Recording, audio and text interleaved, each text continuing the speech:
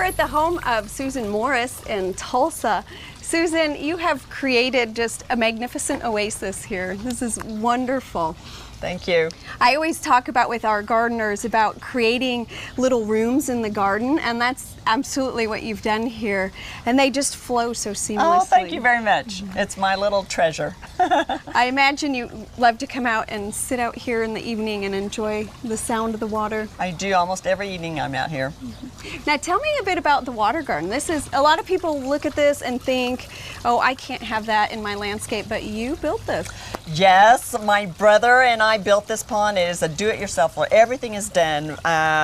Mainly, my brother helped me dig the pond and set the bog in and set the stone in a pattern, but then I've resurfaced it and leveled it out and put all the plants in. And so it's definitely a do-it-yourselfer. So I admire that so much. We can do it. Everybody can do it. And you've put so many little details in. You have the thyme planted in your stones and just the placement of plants to fill all those little spaces. Yes. Absolutely beautiful. Thank you. Thank you. Susan, when we walked in, I really admired your shade structure here. I like the aesthetics of it, but it's also serving an important function, right?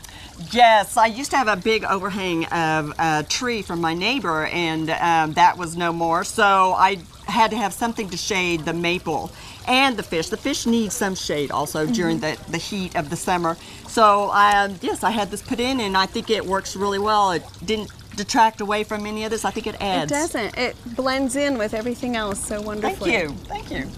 The other thing I find around here, I talked about the rooms, you know, how you have your dining area and the seating area, and within those you have these great little views, or I call them vignettes, like the backdrop here with the orchids, and over in this area, these adorable succulent plantings. And just the whole view is so beautiful. Thank you. I try to have like little focused areas just to draw your eye at different places of the little sanctuary. Yeah, wherever you look, there's something interesting. Thank you. Another one you have over here is the way the amaryllis just reaches up over that pot. That is lovely. Well, I probably put the pot right on top of the amaryllis, so it didn't have a choice. But yeah, everything looks like it's like been there a long time, and that's what I wanted it to perceive. Like it's just been there, and everything's just kind of grown up, and it definitely has that look. Like Thank you. The way nature kind of fills all the little gaps. Yeah. You mentioned that amaryllis has a fun story. You had it for Christmas.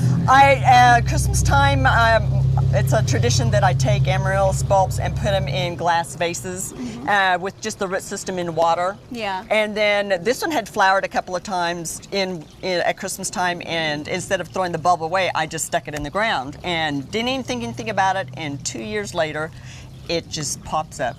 That's wonderful. Good surprise. Yes, yes, it's beautiful. Well, you've really made excellent use of this space. I noticed in your flower beds you have all your culinary herbs mixed in. Yes. They look right at home among the flowers. Exactly. There's no rhyme or reason. Oh, and tell me about the rosemary. I love what you did with that. Well, it was getting so big, and I just wanted to make it look more like a little tree bush. So I just cut up the bottom in the early spring so that the stems were, you know, like branches or trunks, and then just keep, you know, it trimmed so it looks like a little tree. Nice little bush there. That's absolutely beautiful. I love what you've done. Thank you so much for sharing. You're welcome. You're welcome. Anybody can do it.